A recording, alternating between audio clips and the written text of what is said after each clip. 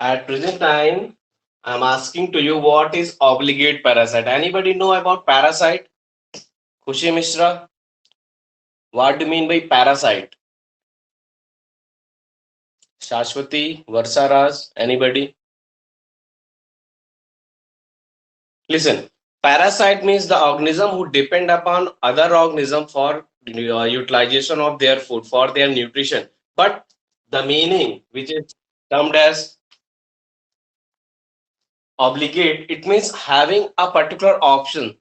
Just like a particular parasite, it completely depend upon plant for their nutrition. But if plant get denatured or extinct in the environment, on that condition, he should move from plant to animal. On that condition, particular obligate parasite having a particular host, it means more than two hosts. It means that kind of organism can live on more than two hosts.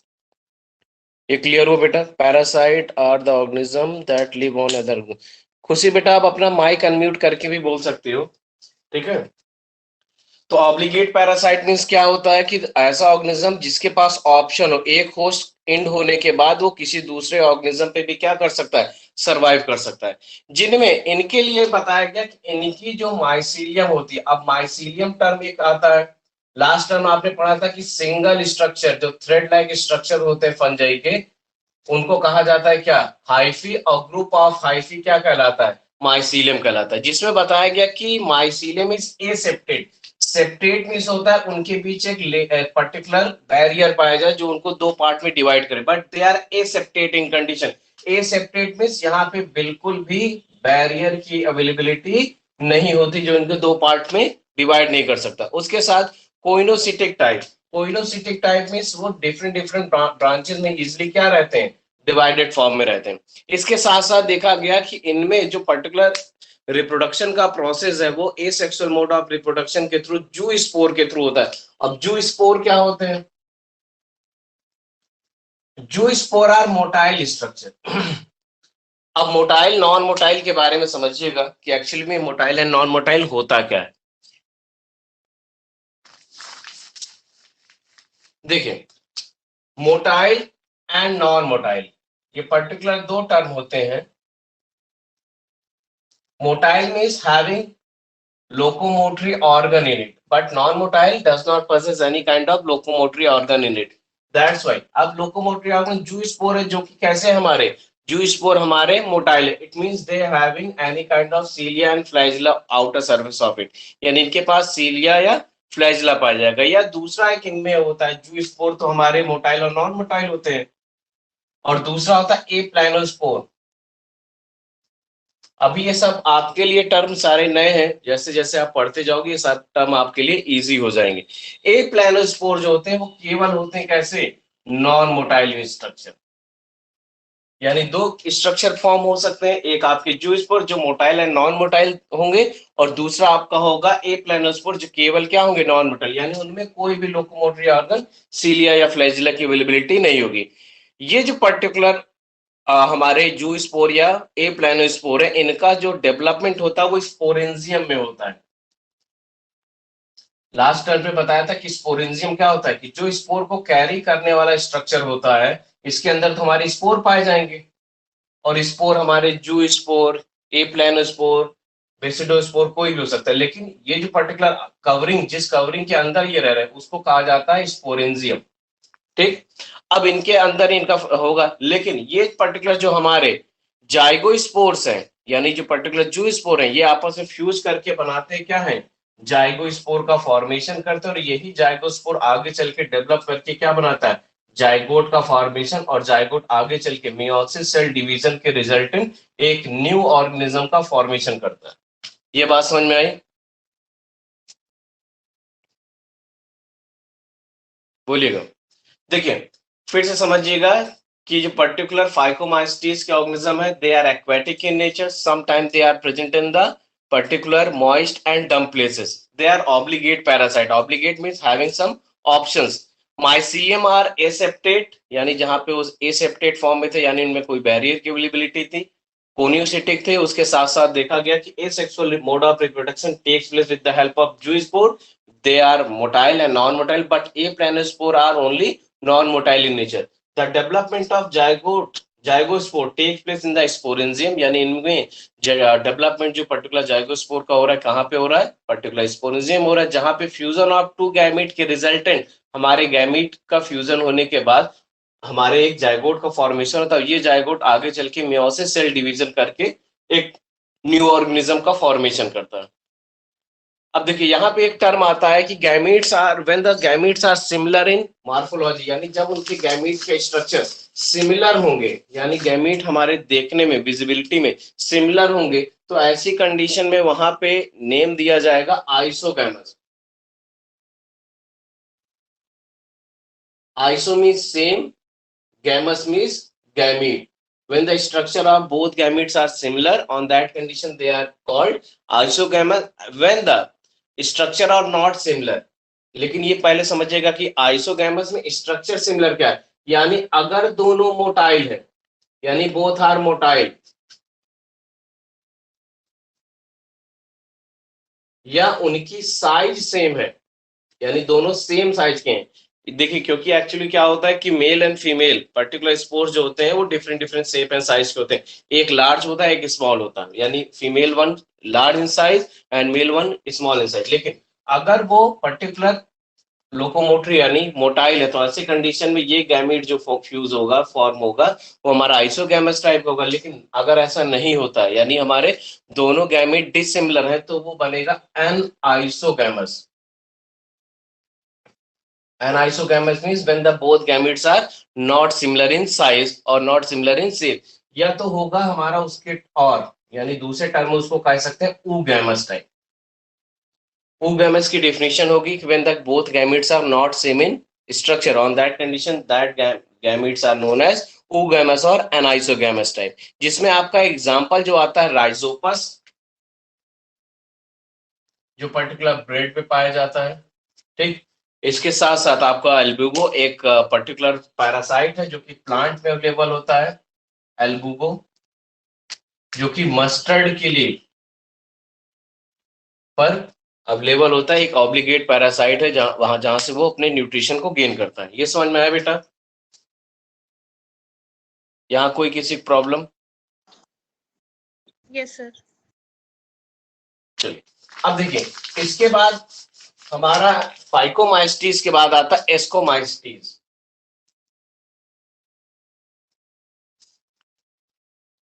अब देखिए एस्कोमाइस्टीज organism के बारे में बात करें, जिनको commonly कहा जाता है सैक फंजाई।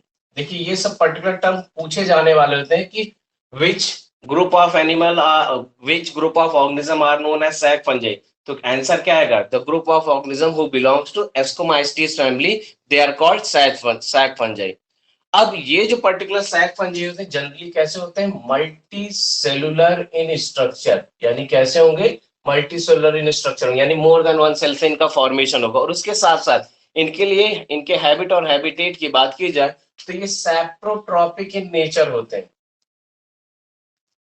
अब सैप्रोट्रॉपिक मीन्स क्या होता है, कोई बताएगा? What do you mean by सैप्रोट्रॉपिक?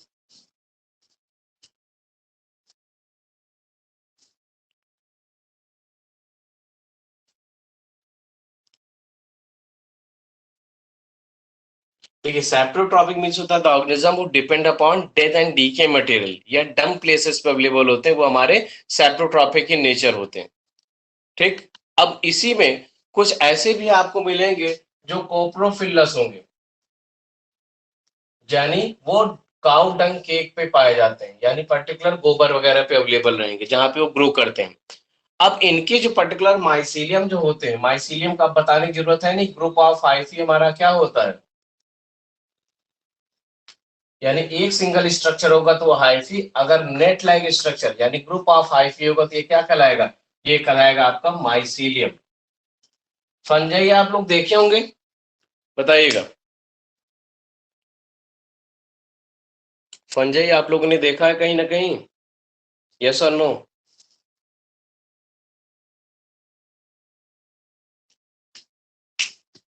बोलोगे ही नहीं।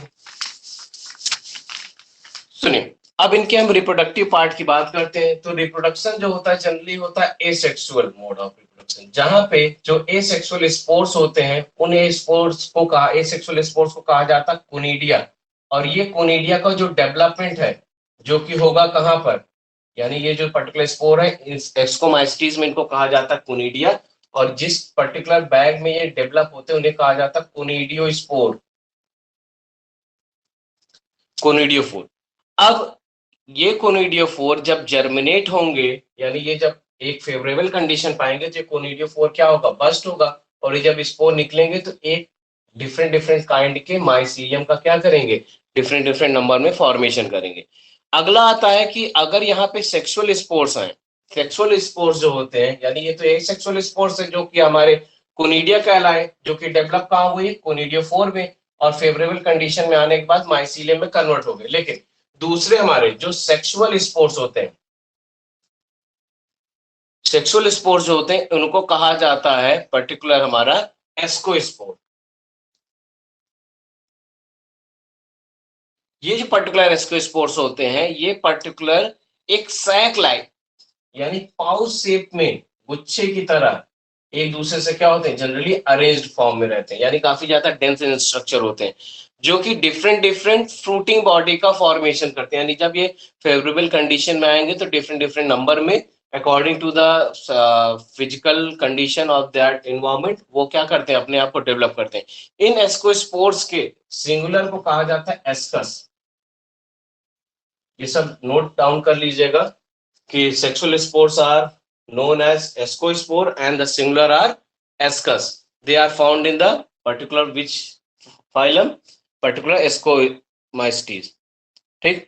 अब इसके साथ साथ इनके लिए देखा जाता है कि ये बहुत सारे ऐसे भी इनकी फाइलम के ऑर्गेनिज्म है जो कि इटेबल होते हैं। Edible means which help to easy to consume by any organism, जिसमें बहुत सारे एडिबल ऑर्गेनिज्म की अवेलेबिलिटी भी देखा जाता है, जिसमें न्यूरोस्पोरा है या क्लेपिसेप्स है, ये सारे हमारे ऑर्गेनिज्म है, या एस्परजिलस है जो कि एक कंज्यूमिंग किए जाने वाले प्लांट पार्ट है जो इजिली ह्यूमन बॉडी के थ्रू या किसी ऑर्गेनिज्म यानी किसी भी एनिमल के थ्रू कंज्यूम किए जाते हैं। अब इसके बाद हमारा आएगा नेक्स्ट वन बेसिडोस्पोर और लास्ट में ड्यूट्रोस्पोर। देखिए इसको एक से दो बार आप जब रीड करोगे तो आपको इजीली समझ आ जाएगा कि इनका पर्टिकुलर बेसिक कैरेक्टरिस्टिक्स क्या है। अब बात करेंगे बेसिडोस्पोर्स की। बेसिडोस्पोर्स को जनरली कहा जाता है मशरूम। अब मशरूम आपने देखा होगा, एक कैप लाइक स्ट्रक्चर जो कि जनरली ऐसे होता है, अगर इसको हम टर्न कर दें तो देखिए आपको एक अम्ब्रेला लाइक स्ट्रक्चर दिखता है। ये पर्टिकुलर हमारे आते हैं बेसिडोस्पोर्स। इनका दो नाम और है, इनको पफ बॉल या पर्टिकुलर ब्रैकेट फंजाई के नाम से जाना जाता है। पफ बॉल आप जानते हो क्या होता है? पफ बॉल गर्ल्स वैसे यूज करती होंगी, जानती होंगी, या उनके घर में यूज होता होगा। किसी को पता है पफ बॉल क्या होता है? बोलिएगा। स्नेहा, जानवी, कोई बताइए। शाश्वती, अनन्या, पफ बॉल क्या होता है? पर्टिकुलर कॉस्मेटिक्स की चीजें हैं जो कि पर्टिकुलर पाउडर वगैरह लगाने काम आता है। एक बॉल लाइक स्ट्रक्चर होता है, जब वो क्या लगाया जाता है उस कौन सा पाउडर होता है? बताओ भैया, आप लोग को तो ज्यादा पता होगा। किसी को नहीं पता? शाश्वती, अनन्या, आयुषिका, बॉयज से क्या पूछे? सूरज सिंह, पता है पफ बॉल क्या होता है? यस और नो?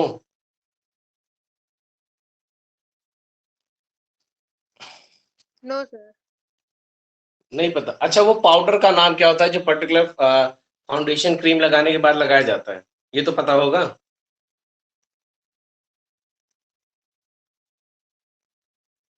ये भी नहीं पता? सुनिए, तो उसका मतलब क्या, चलिए आप नहीं बताना चाह रहे हो अलग बात है। एक बॉल लाइक स्ट्रक्चर्स होता है सेम, जो पर्टिकुलर पफ बॉल होते हैं वो पर्टिकुलर पाउडर या जब कोई मेकअप वगैरह करते हैं उसमें यूज होता है। सेम इसी तरह ये हमारे बेसिडोस्पोर्स के ऑर्गेनिज्म होते हैं जो जनरली ग्रो होते हैं सॉइल पे, यानी इनकी अवेलेबिलिटी देखी जाएगी सॉइल पे, या ग्रुप ऑफ लॉग्स यानी जो लकड़ी के गट्ठे होते हैं उन पे अवेलेबिलिटी जाएगी, या ट्री के जो स्टैम्स होते हैं यानी बड़े बड़े ट्रीज होते हैं उनके आउटर कवरिंग पे आपको देखेंगे कि हाँ इजिली अवेलेबल हो जाएगा। अब इसके साथ साथ ये प्लांट और एनिमल दोनों की बॉडी में एज अ पैरासाइट के फॉर्म में अवेलेबल होते हैं, जिसमें एक आता है हमारा रस्ट और दूसरा आता है स्मट, जिसको कहते हैं आप दीमक टाइप के स्ट्रक्चर। अगर आपने देखा हो कि लकड़ियों पे पर्टिकुलर दीमक लग जाता है जो उनको धीरे धीरे पाउडरी फॉर्म में कन्वर्ट कर देता है, ये उसी टाइप के ऑर्गेनिज्म है, लेकिन ये एडिबल मशरूम नहीं है। ऐसा ना हो कि आप देखो कि बेसिडोस्पोर्स किसी पर्टिकुलर लॉग्स पे या प्लांट पे अवेलेबल है, आप उसको निकाल लो। जो पर्टिकुलर मशरूम होते हैं एडिबल मशरूम, वो हमारे ब्रैकेट फंजाई की कैटेगरी में नहीं आते। यानी आप देखते होंगे कि कुछ प्लेसेस पे मशरूम लाइक स्ट्रक्चर्स अवेलेबल होते हैं लेकिन दैट आर नॉट कंज्यूमेबल, यानी उसको हम खा नहीं सकते क्योंकि वो हमारे लिए हार्मफुल होते हैं। इनके लिए और स्ट्रक्चर की बात करें, ये स्ट्रक्चर इनका समझ में आया? आदर्श बाबू बताइएगा कि ये कैसे होते हैं। इनको जनरली मशरूम कहा गया, पफ बॉल या ब्रैकेट फंजाई के नाम से भी जाना जाता है, जो कि सॉइल पे अवेलेबल होते हैं, लॉक्स ऑफ ट्री पे अवेलेबल है, या पर्टिकुलर हमारे ट्री स्टेम्स पे अवेलेबल है, जो कि living on the plant body as a parasite. Example हमारे रस्ट और स्मट्स हैं। अब इनके माइसीलियम की बात करें, यानी जो पर्टिकुलर थ्रेड लाइक स्ट्रक्चर्स है, जनरली कैसे होते हैं? ये होते हैं हमारे ब्रांच्ड। ब्रांच मतलब इनके जो पर्टिकुलर माइसीलियम होंगे डिफरेंट डिफरेंट ब्रांचेस में डिवाइड रहेंगे, और ब्रांच होने के साथ साथ ये होते हैं सेप्टेट। सेप्टेट मीन्स अगर इनकी बॉडी देखा जाए तो डिफरेंट डिफरेंट पार्ट में क्या होगा, ये डिवाइड होगा। यानी एक पर्टिकुलर मशरूम का जो माइसीलियम या हाइफी है वो डिफरेंट डिफरेंट पार्ट में क्या होगा, डिवाइड रहेगा। इसमें एसेक्सुअल स्पोर्स नहीं पाए जाते, यानी एसेक्सुअल स्पोर्स आर एब्सेंट। लेकिन यहाँ पे रिप्रोडक्शन कैसे होगा, इनका मल्टीप्लीकेशन कैसे होगा? तो क्लास 10th में आपने एक पर्टिकुलर टर्म पढ़ा था फ्रैगमेंटेशन, बहुत पूछा जाने वाला एक क्वेश्चन था एसेक्सुअल मोड ऑफ रिप्रोडक्शन का, जहां पे एक पर्टिकुलर ऑर्गेनिज्म किसी भी पार्ट से अगर ब्रेक हो जाए, अगर उसमें न्यूक्लियर मटेरियल अवेलेबल है, तो वो अपने आप को क्या कर सकता है, इजिली डेवलप कर सकता है। ये मोड ऑफ रिप्रोडक्शन क्या कहलाता है, फ्रैगमेंटेशन। लेकिन उसके साथ साथ अगर देखा जाए तो इनमें सेक्स ऑर्गन्स एब्सेंट होते हैं, यानी ये they are not well develop organism, but plasmogamy is brought about fusion of two vegetative cell, यानी प्लाज्मोगैमी का प्रोसेस होगा। अब प्लाज्मोगैमी क्या होता है, लास्ट क्लास में बताया तो मैंने। What do you mean by plasmogamy?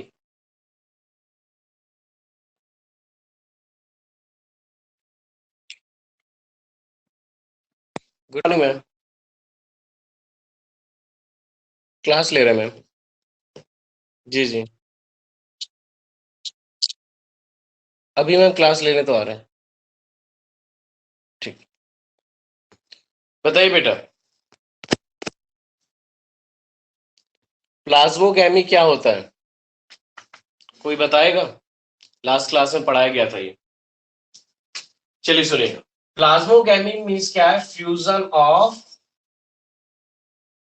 Protoplasm of the cell, यानी किसी भी सेल में। अच्छा एक चीज बताइएगा आप लोग कि प्रोटोप्लाज्म को इतना इंपॉर्टेंस क्यों दी जाती है? आदर्श, अनन्या, या कोई भी बताइए जिसको आता हो। प्रोटोप्लाज्म को सेल का इंपॉर्टेंट पार्ट क्यों माना जाता है? Sir protoplasm living component of cell है इसलिए। हाँ, very good Janvi. It means protoplasm are the only living component of the cell. यहाँ पे हम प्लाज्मोगैमी का टर्म यूज कर रहे हैं, यानी व्हेन टू सेल, यानी दो पर्टिकुलर हमारे बेसिडोस्पोर्स क्लोज आएंगे, तो जिसके बाद इनके बीच की जो मेम्ब्रेन होती है ये क्या हो जाती है, मेल्ट हो जाती है। मेल्ट होने के बाद इनके सबसे पहले क्या होगा, प्रोटोप्लाज्म का फ्यूजन होगा। प्रोटोप्लाज्म के फ्यूजन होने के बाद इनके प्रोटोप्लाज्म जो आपस में फ्यूज करेंगे, तो यहाँ पे नंबर ऑफ ऑर्गेनिज्म, यानी यहाँ पे इनके n नंबर ऑफ न्यूक्लियस और यहाँ n नंबर ऑफ क्रोमोसोम, दोनों फ्यूज होके क्या बनाएंगे, 2n बनाएंगे, जो 2n आगे चल के मियोसिस सेल डिवीजन के resultant n number of organism का क्या कर देते हैं, फॉर्मेशन।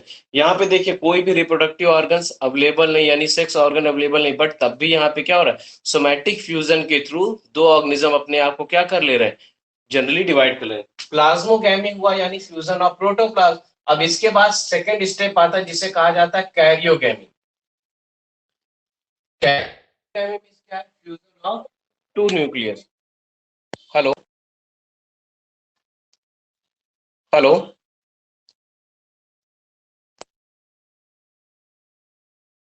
बताइए।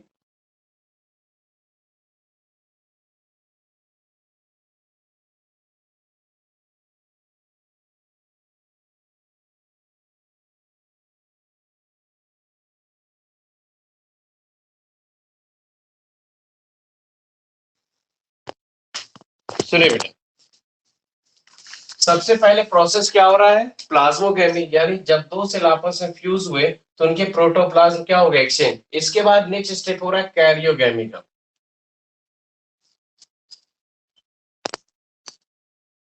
Fusion of two nucleus called, very good खुशी।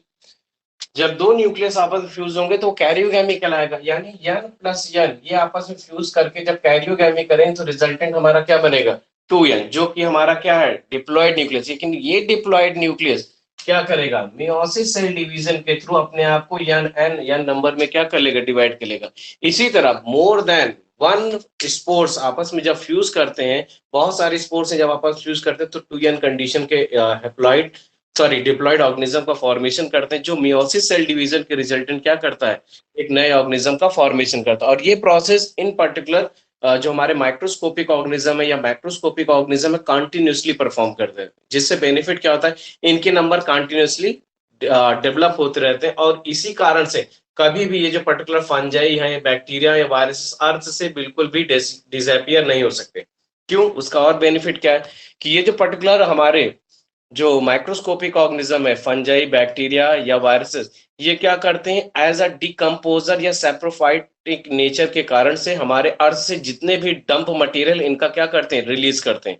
जिससे बेनिफिट क्या होता है, बेनिफिट होता है कि हमारे सराउंडिंग में स्कैवेंजर के नंबर भले कम हो जाए, लेकिन जो वेस्ट मटेरियल का डिग्रेडेशन है यानी उनका कंजम्पशन है, वो कभी भी खत्म नहीं होगा। ये समझ में आया बेटा।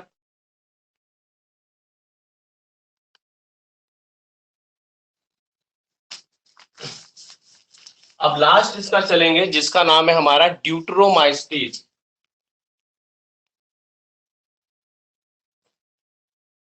अब ड्यूटरोमाइस्टीज की बात करें तो जनरली बताया जाता है कि इनको इम्परफेक्ट यानी इम्परफेक्ट फंजाई कहा जाता है। क्यों, क्योंकि इसमें सेक्सुअल और वेजिटेटिव फेजेस जो होते हैं ये अवेलेबल होते हैं। इम्परफेक्ट फंजाई यानी अगर कभी पूछा जाए कि इम्परफेक्ट फंजाई किसे कहा जाता है, तो हमारे आएंगे ड्यूटरोमाइस्टीज ऑर्गेनिज्म के फंजाई, जिसमें सेक्सुअल और एसेक्सुअल दोनों मोड इनका क्या होता है, काफी ज्यादा विजिबल होता है। जिनके लिए कहा गया है कि when the sexual forms of these fungi were discovered they were moved into classes to rightly belong to, यानी अगर कभी भी यानी इन फ्यूचर कभी भी इस ड्यूट्रोमाइस्टीज को अलग इसलिए रखा गया है क्योंकि अगर कभी भी फ्यूचर में इनमें म्यूटेशन या किसी भी टाइप के एडॉप्टेशन या किसी भी टाइप के डेवलपमेंट इवोल्यूशन के कारण से अगर कोई नेक्स्ट करेक्टरिस्टिक्स अगर डेवलप होगा तो इनको किसी न किसी यानी पिछले फाइकोमाइस्टिस, एस्कोमाइस्टिस, बेसिडोमाइसिस, उन तीनों किसी भी कैटेगरी में इनको रखा जा सकता है। अभी इनमें डेवलपमेंट इतना नहीं हो पाए, जिस कारण से इनको एक नई क्लास दी गई जो कि हमारा ड्यूट्रोमाइस्टिस है, जिसमें देखा गया कि बहुत ज्यादा डेवलप्ड नहीं, लेकिन ये लिंक्ड इस्टेब्लिश करते हैं, यानी दो ऑर्गेनिज्म के बिटवीन की लिंक इस्टेब्लिश करते हैं। लेकिन लिंक्ड इस्टेब्लिश करते हैं लेकिन प्रॉपर कैरेक्टरिस्टिक दोनों या बेसिडोमाइस्टिस या एस्कोमाइस्टिस के नहीं पाए जा रहे, इसलिए इनको एक नया क्लास दिया गया। उसके साथ साथ देखा गया कि इनके जो माइसीलियम होते हैं वो सेप्टेट होते हैं और ब्रांच होते हैं, यानी जो माइसीलियम बनेगा वो इनका क्या होगा, सेप्टेट होगा और डिफरेंट काइंड के ब्रांचेस में क्या होगा, डिवाइडेड रहेगा। फिर इसके साथ साथ देखा गया कि ये इनके कुछ मेंबर्स जो होते हैं वो सैप्रोफाइटिक इन नेचर होते हैं, लेकिन उसके साथ साथ पैरासाइटिक इन नेचर फॉर्म में क्या करते हैं, अपने आप को रिप्रेजेंट करते हैं, जिसमें लार्ज नंबर के ऑर्गेनिज्म को डिकम्पोजर कैटेगरी में देखा गया। इतना कॉम्प्लेक्स स्ट्रक्चर होने के कारण से इनको क्या किया गया, एक नई क्लास अवेलेबल कराई है, यानी एक इम्परफेक्ट क्लास दिलाई गई है जो कि हमारा ड्यूट्रोमाइस्टिस है। ये थिंक किया गया कि फ्यूचर में जब भी ऐसा कोई डेवलपमेंट होगा तो इनको बेसिडोमाइस्टिस, एस्कोमाइस्टिस और पर्टिकुलर हमारा एस्कोबेस्डो और ड्यूट्रोमाइस्टिस के ऊपर कहीं ना कहीं एक क्लास अवेलेबल कराई जाएगी। ठीक, जिसमें ट्राइकोडर्मा है, फिर अल्टरनेरिया है, ये कुछ इनके एग्जाम्पल है जो कि हमारे ड्यूट्रोमाइस्टिस की कैटेगरी में आते हैं। अब इसके बाद हमारा स्टार्ट होगा किंगडम प्लांटी, जो कि इजिली आप प्लांट अपने सराउंडिंग में देख के आप बता सकते हो कि किंगडम प्लांटी की फीचर्स क्या होते हैं। देखिए, किंगडम प्लांटी की बात करें तो जिसमें सबसे पहला आता है they are eukaryotic in nature, उसके साथ साथ they having photosynthetic pigment in it, they have vascular tissue organisation. Vascular tissue organisation पता है क्या होता है? वैस्कुलर टिश्यू ऑर्गेनाइजेशन का मीन्स है आपका पर्टिकुलर जाइलम एंड फ्लोएम की अवेलेबिलिटी। इसके साथ साथ अगर they are photosynthetic in nature, it means they are autotrophic in nature. अब ऑटोट्रॉपिक के साथ साथ यहाँ पे they having well developed sex organ. Plant में भी सेक्स ऑर्गन होता है जो कि क्या होता है, मेल रिप्रोडक्टिव ऑर्गन को कहा जाता है एंथ्रीडियम, या जिसकी यूनिट होती है स्टेमेंस, और फीमेल रिप्रोडक्टिव ऑर्गन जिसको कहा जाता है गाइनोशियम, जिसकी यूनिट क्या होती है, पिस्टिल या कॉर्पेल। ठीक, अब इसके साथ साथ देखिएगा इनके अगर हम हैबिटेट की बात करें, they are present in everywhere, यानी प्लांट जो हमारे हैं, यानी जनरली जो हमारे यूकैरियोटिक ऑर्गेनिज्म है ये प्लांट, ये जनरली क्या होते हैं, जनरली हर प्लेसेस पे अवेलेबल है। कुछ ऐसे भी प्लांट देखा गया है कि जो पैरासाइटिक इन नेचर है या हेट्रोट्रॉपिक इन नेचर है, या पर्टिकुलर हमारे इंसेक्टिवोरस प्लांट है। इंसेक्टिवोरस प्लांट क्या होते हैं? The organism who consume insect for the consumption of nitrogen, जो जैसे हमारा वीनस फ्लाई ट्रैप, कस्कटा, ये सारे जो हमारे प्लांट है क्या है, इंसेक्टिवोरस प्लांट की कैटेगरी में आते हैं। जिसमें देखा गया कि जनरली जो किंगडम प्लांटिंग ऑर्गेनिज्म, उनकी जो सेल वॉल है उसकी आउटर कवरिंग पे क्या पाया जाता है, सेलुलोज की लेयर पाई जाती है, जो उनको क्या करती है, एनिमल सेल से डिस्टिंग्विश करती है। ये जो पर्टिकुलर किंगडम प्लांटिंग के ऑर्गेनिज्म है, इनको 5 कैटेगरी में डिवाइड किया गया, जिसमें सबसे पहला है थैलोफाइटा, सेकंड है ब्रायोफाइटा, फिर उसके बाद टेरिडोफाइटा, फिर जिम्नोस्पर्म, और लास्ट वन आता है आपका एंजियोस्पर्म। ये पर्टिकुलर आपके 5 ऑर्गेनिजम्स आते हैं जो कि पर्टिकुलर डिफरेंट प्लांट के कैरेक्टरिस्टिक्स को रिप्रेजेंट करते हैं। अब इसके बाद लास्ट वन है आपका इसी का, जिसमें आता है हमारा एनिमल किंगडम। चलिए वो भी देखते हैं।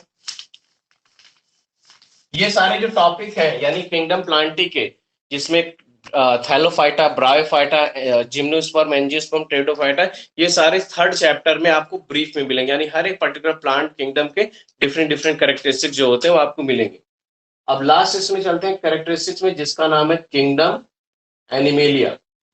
किंगडम एनिमेलिया की बात करें तो जनरली हमारे जो होते हैं ये ऑर्गेनिज्म, ये भी यूकैरियोटिक होते हैं। यूकैरियोटिक के साथ साथ हेट्रोट्रॉपिक इन नेचर, यानी एक ऐसे होंगे the organism who depend upon other organism. Cell wall is absent. आपको ये पता है कि प्लांट सेल और एनिमल सेल में एक मेजर डिफरेंस होता है सेल वॉल की एब्सेंट, लेकिन instead of cell wall plasma membrane is present, यानी उनके क्या पाया जाता है, प्लाज्मा मेम्ब्रेन पाया जाता है, जहां पे देखा गया कि ये अपने फूड को ग्लाइकोजन के फॉर्म में, क्योंकि हेट्रोट्रॉपिक इन नेचर तो ये बताना ही नहीं कि ये कैसे अपने फूड को बनाएंगे, या तो ये फूड को ग्लाइकोजन के फॉर्म में या तो फैट के फॉर्म में क्या करते हैं, रिजर्व करते हैं। जहां पे देखा गया कि इनकी बॉडी का एक ग्रोथ पैटर्न होता है। ग्रोथ पैटर्न का मीन्स क्या होता है कि जैसे ह्यूमन बॉडी में आपने देखा कि एक न्यूनेट बेबी धीरे धीरे अपनी बॉडी में सेल डिवीजन के रिजल्टेंट ग्रोथ एंड डेवलपमेंट करता है, उसके साथ साथ सेंसरी ऑर्गन्स पाए जाते हैं, न्यूरोमोटर मैकेनिज्म पाए जाते हैं, उसके साथ साथ they are capable for the locomotion, यानी ये क्या करते हैं, लोकोमोटरी ऑर्गन के हेल्प से मूव करते हैं एक प्लेस से अदर प्लेसेस में। इसके साथ साथ सेक्सुअल मेच्योरिटी आने के बाद जितने भी एनिमल्स होते हैं they can reproduce there young ones, यानी इसके बाद ये क्या कर सकते हैं, अपने यंग वंस का फॉर्मेशन कर सकते हैं। जिसके साथ साथ ये बताया गया कि female can develop embryological organism, यानी फीमेल ऑर्गेनिज्म जो होती हैं जनरली क्या करती हैं, एक एम्ब्रियो का डेवलपमेंट करती हैं जो आगे चल के क्या करता है, नए ऑर्गेनिज्म का फॉर्मेशन करता है। ये बात समझ में आई?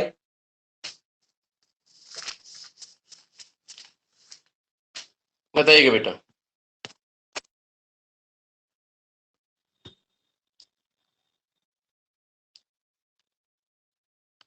अब देखिए इसके बाद हमारे लास्ट टॉपिक चलेंगे जो है हमारे वायरस, फिर इसके बाद वायराइड्स, प्रियॉन्स और लाइकेंस, जिसमें सबसे पहले बात करें कि वायरस की, जब आर.एच. व्हिटेकर ने ऑर्गेनिज्म का क्लासिफिकेशन किया उस समय उन्होंने क्या किया कि पूरी तरीके से लिविंग वर्ल्ड को 5 किंगडम में लेबल कराया, जिसमें हमारे वायरस, वायराइड, प्रियॉन्स और लाइकेंस को पूरी तरीके से अलग कर दिया। इसका रीजन ये होता है कि ये जो पर्टिकुलर वायरस, वायराइड, प्रियॉन्स और lichens, they are not living और नॉन लिविंग ऑर्गेनिज्म, यानी इनको जनरली ये नहीं कहा जा सकता कि वायरस लिविंग है या नॉन लिविंग, क्योंकि दे रिप्रेजेंट बोथ कैरेक्टरिस्टिक्स। कैसे?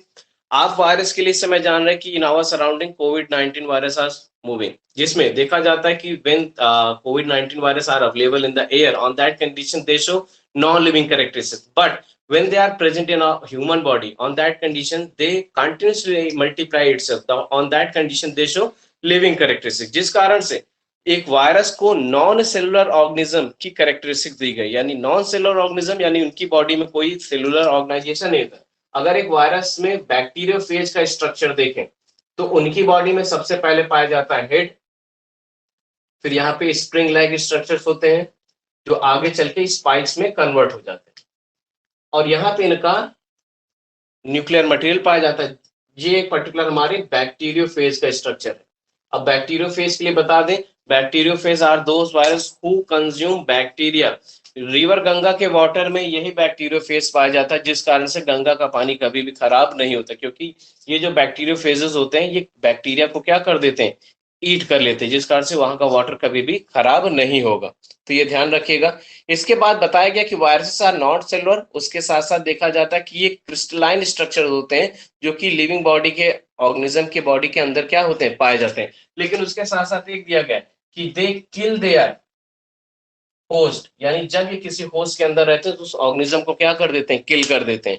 इसीलिए कहा गया कि viruses are showing dual nature, they are living as well as non living condition, जिसमें आगे चल के वायरसेस के जो नेम थे, डिमिट्री इवानोव्स्की, एक साइंटिस्ट थे जिनका नाम था डिमिट्री इवानोव्स्की, 1992 में उन्होंने क्या किया था, इसको एक नाम दिया था वेनम का। वायरसेस जो बने हुए वो वेनम से बने, वेनम मींस होता है पॉइजन, जिस कारण से इवानोव्स्की को फादर ऑफ वायरसेस के कैटेगरी यानी इनको कहा जाता है, जो कि उन्होंने देखा क्या था, एक टोबैको के, तंबाकू जानते होंगे, तंबाकू की लीफ पे एक मोजाइक डिजीज होती थी।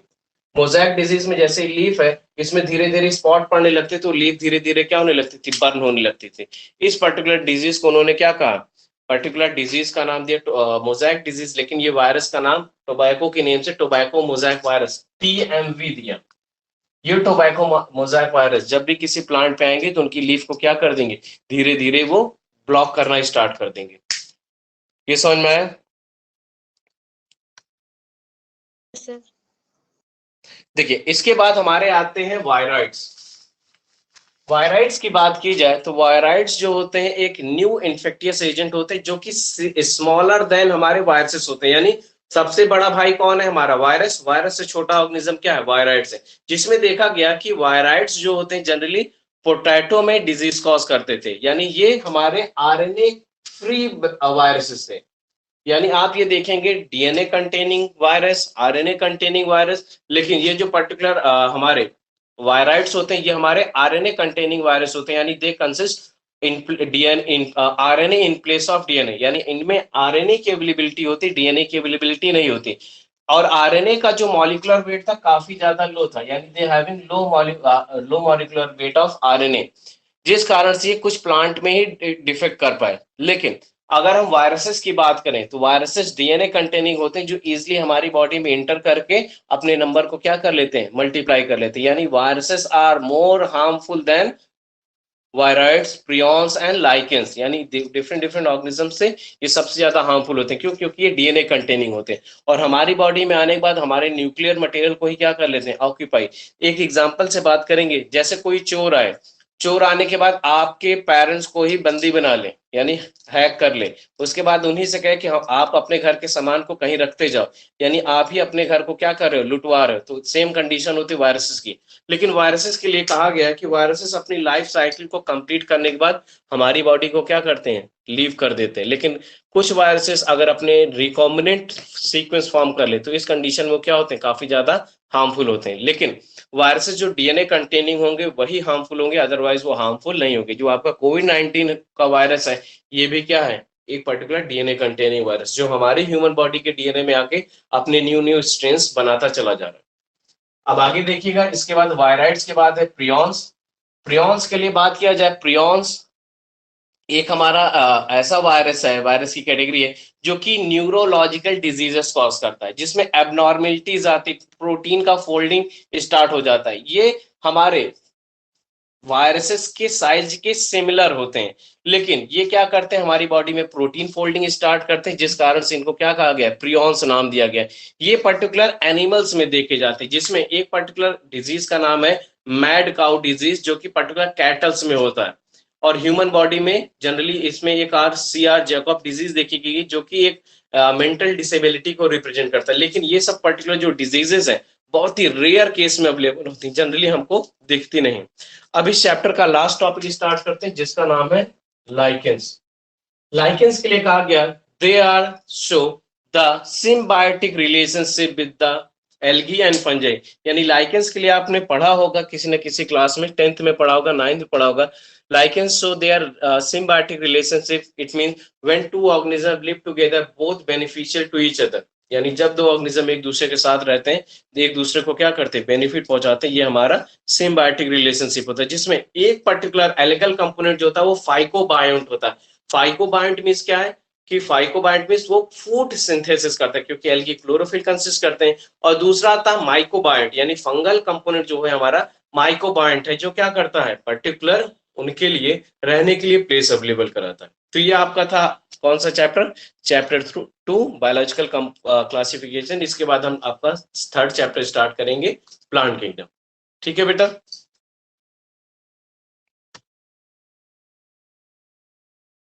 Yes sir. Yes sir. इसकी नोट्स मैं आपको अपलोड कर दूंगा 30 मिनट पे, ठीक है?